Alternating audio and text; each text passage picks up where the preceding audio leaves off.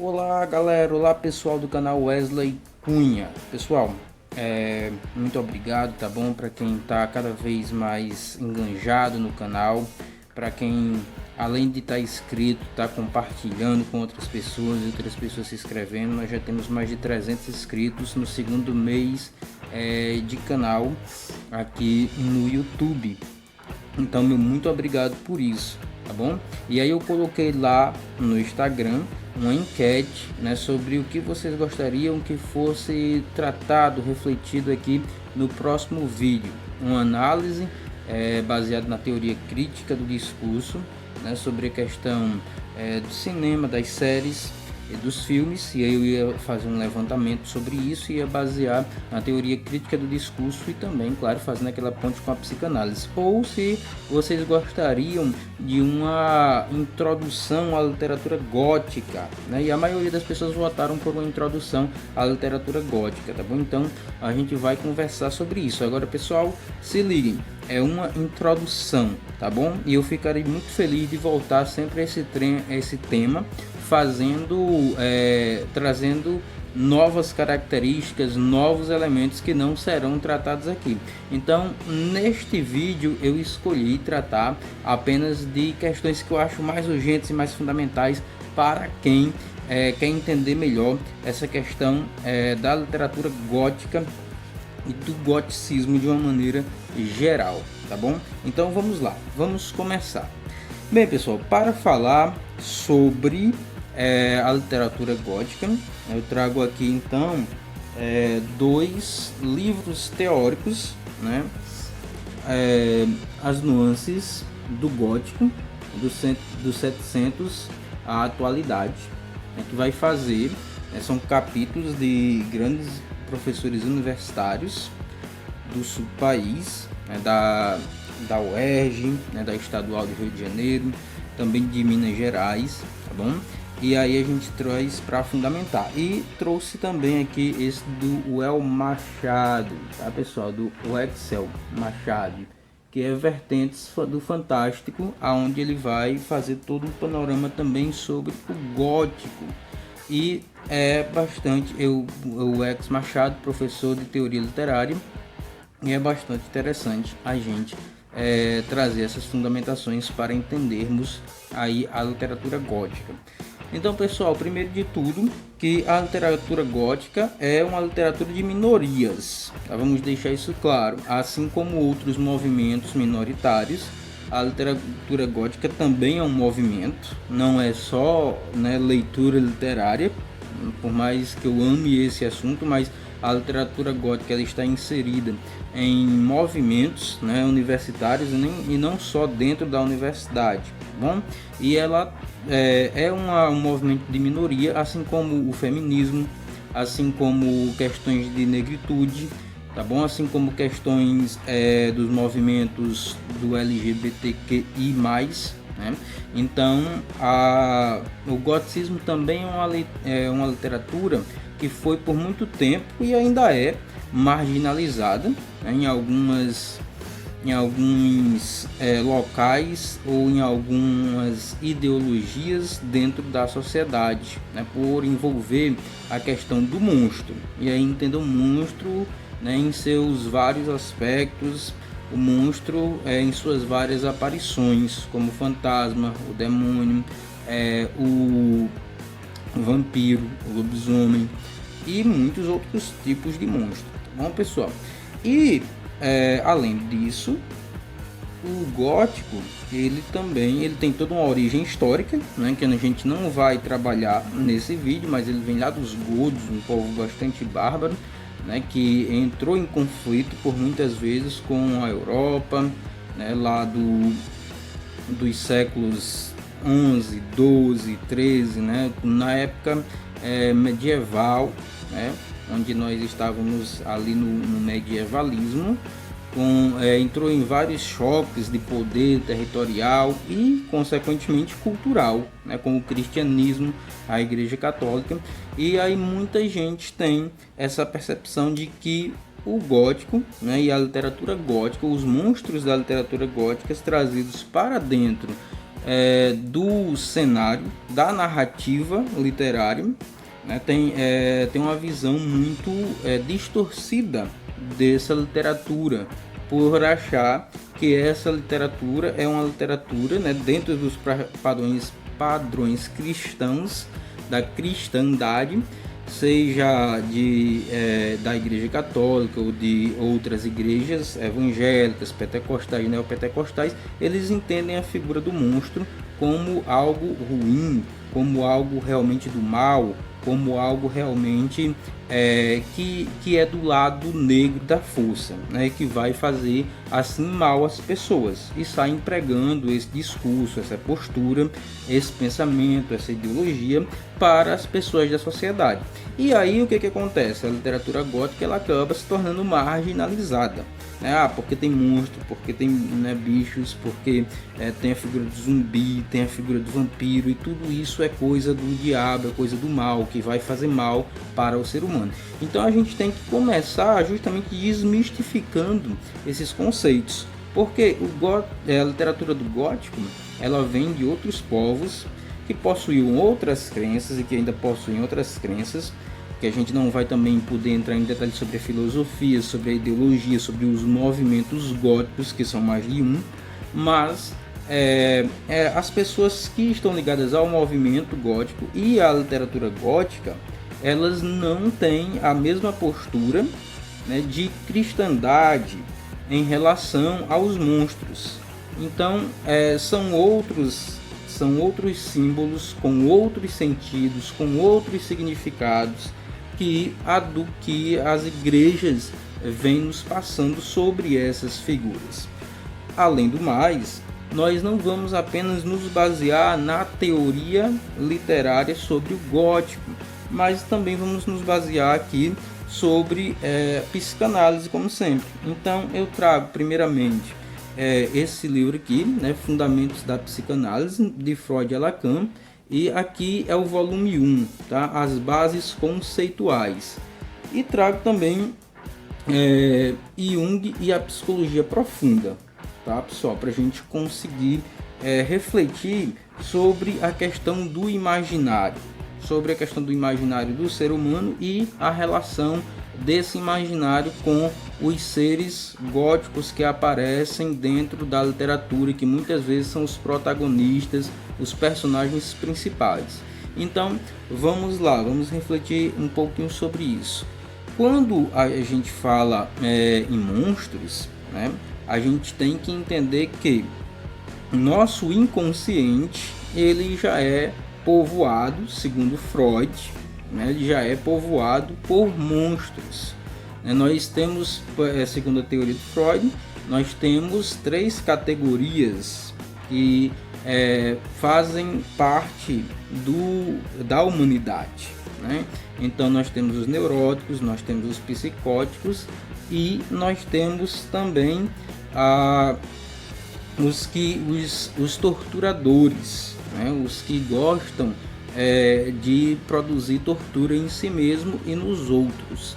Então nós temos essas 3 categorias, e a figura do imaginário monstruoso, do inconsciente humano, perpassa por todas essas 3 categorias que o Freud classificou, né? Então nós vamos entender que a figura do monstro ela já está presente no ser humano, né? Por isso, quando a gente vai falar de literatura gótica é complicado, porque a gente vai falar de questões de sofrimento, do medo, da angústia, e o monstro, né, segundo o próprio conceito de literatura, não só o monstro, mas a própria ficção, ela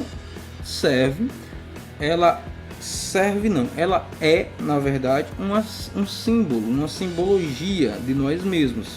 E aí a gente pode levar isso para o social e fazer interfaces entre a política, né, a economia, os problemas de mazelas sociais, né, como pessoas passando fome, problemas de pobreza, né, problemas de falta de trabalho, né, problemas de aglomerações de pessoas sem sentido, sem significado. Então o gótico é uma ficção simbólica que por meio dos monstros vão retratar estas questões sociais, mas também questões nossas, porque segundo Freud, a maioria de nós somos neuróticos, né? Nós temos neuroses, e o Freud não vai fazer como a psiquiatria da pós-modernidade, que vai separar as pessoas normais e sãs das pessoas doentes.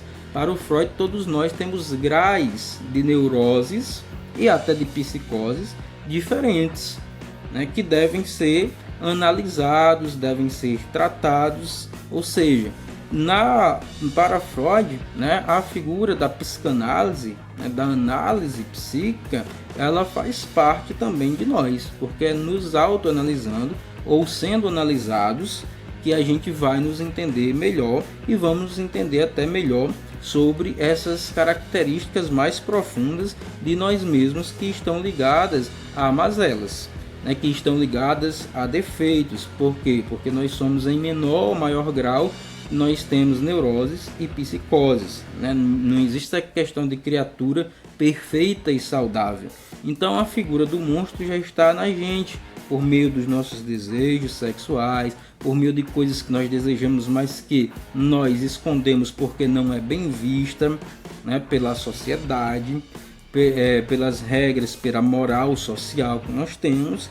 Então nós vamos fazer o que? O Freud vai dizer que a arte precede a própria psicanálise e os próprios estudos psíquicos, porque a arte já era uma manifestação, né, desde sempre.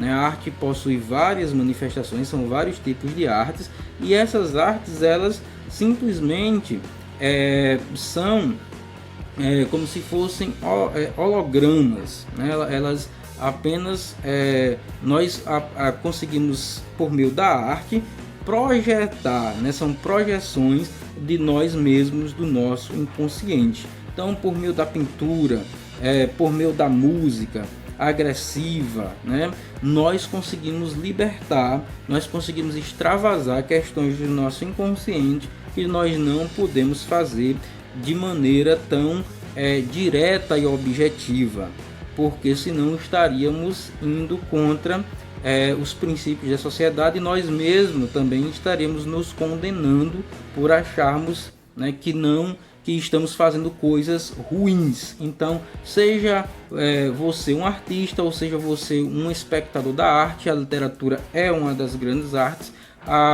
O importante é que é por meio da arte que a gente consegue ter contatos mais íntimos com o nosso inconsciente. E aí entra o papel da literatura gótica e a questão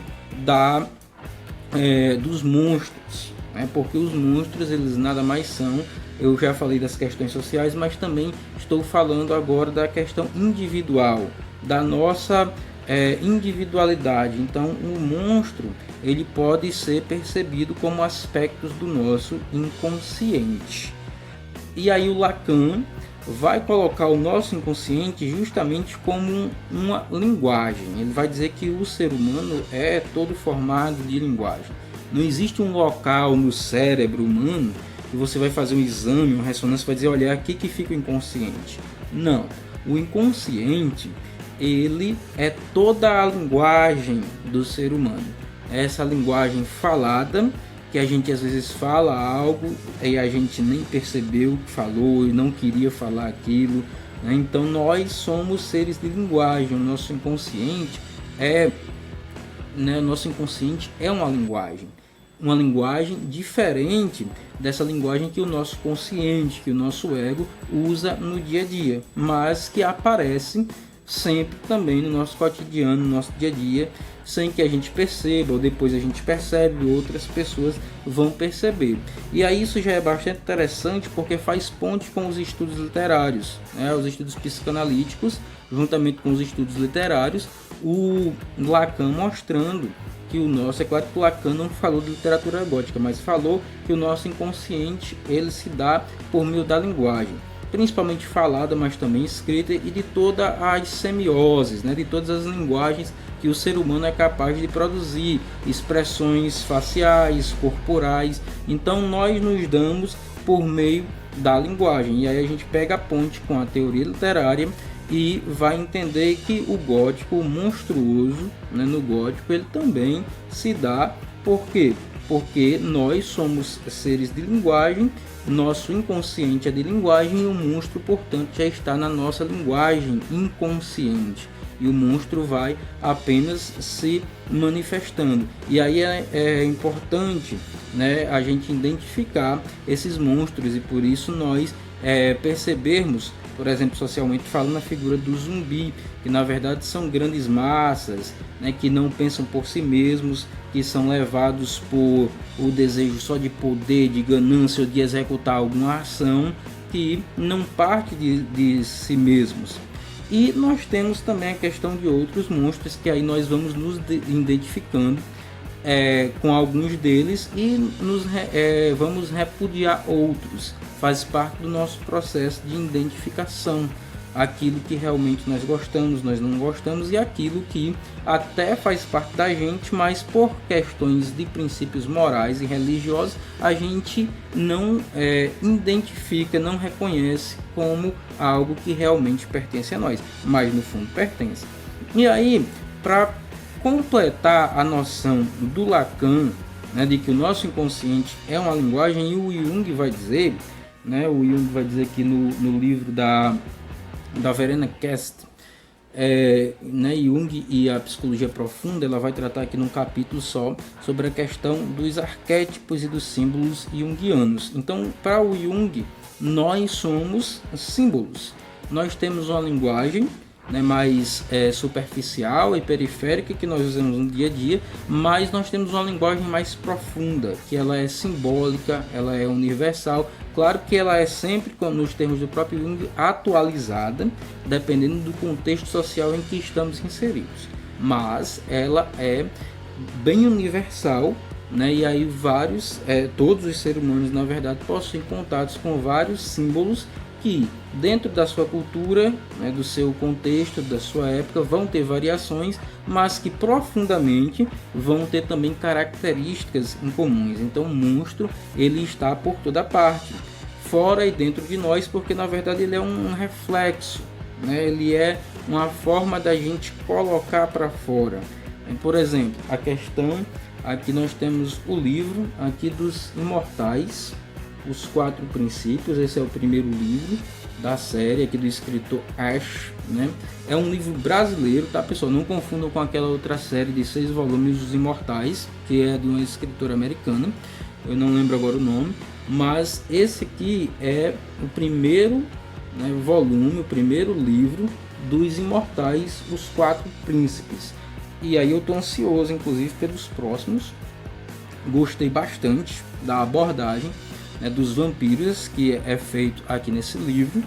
Vou deixar até inclusive o link na descrição do vídeo para quem quiser adquirir o livro, tá bom? E um livro que trata aí realmente sobre as questões do vampiro, que é um ser que realmente suga, que é um ser que realmente atrai poder, deseja poder, quer mais poder, é altamente egóico, né? Altamente egocêntrico, altamente desprovido de sensibilidade para com os seres humanos e quer dominar e quer ter mais poder. Se nós formos ver isso de uma maneira profunda, nos termos da linguagem profunda simbólica do Jung, a gente vai apenas perceber que quem quer mais poder, quem quer dominar mais, quem quer seduzir mais, quem quer ter mais controle, quem quer conquistar mais territorialmente falando, quem é egoísta e quem quer realmente conquistar cada vez novos espaços, né? Às vezes até de formas extremas, sem se importar com o outro. Somos nós, né? É o próprio ser humano, são muitos seres humanos, e há aqueles que se reconheçam assim e há aqueles que neguem isso, mas que mesmo negando, realmente muitos são assim. Então, por meio da literatura, que é uma arte, e por meio principalmente da literatura gótica, a gente pode se entender um pouco, a gente pode entender o simbólico, a gente pode entender o nosso inconsciente como uma linguagem, e a gente pode entender o que realmente representa os monstros fora da perspectiva da cristandade, da religiosidade, dentro de uma perspectiva mais universal e dentro de uma perspectiva psicanalítica, né, a gente pode entender, e dentro de outras culturas, do estudo de outras culturas também, a gente vai compreendendo a figura, as características, o papel do monstro em nós.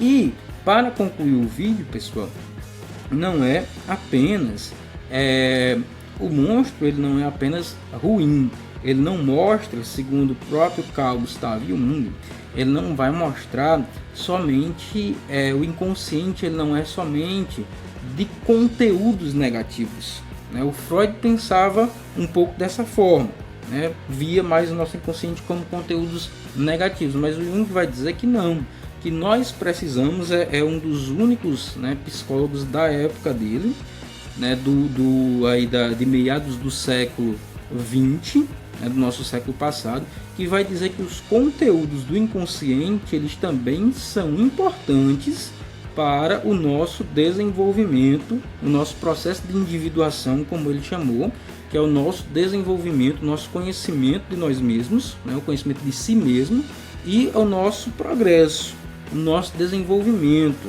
a nossa completude, que ele chamou de self, como nós, né, devemos sempre estar aí em constante conhecimento de nós mesmos, e o quanto isso é importante para a questão da sublimação, que o Freud já falava, que é uma construção de uma sociedade mais consciente das pessoas, né? E consequentemente uma sociedade mais fácil de realizar e de executar, porque as pessoas já têm conhecimento delas.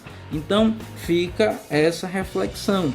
O monstro, ele não é só uma coisa ruim, né? Nós podemos acessar essas características monstruosas que nós acessamos muito melhor por meio da leitura literária gótica. Nós podemos acessar características imprescindíveis ao monstro, né? Porque o desejo de poder não é sempre ruim, o desejo de conquista não é ruim, o desejo de ter mais força, de ter mais coragem, o desejo de seguir em frente, como muitos monstros fazem, o desejo de se conhecer mais, conhecer seu criador, conhecer seu lado espiritual, é uma coisa bastante importante e necessária para nós. Então o Jung foi um dos poucos que viu também elementos que constituem o inconsciente como algo que é importante para o nosso processo de crescimento interior.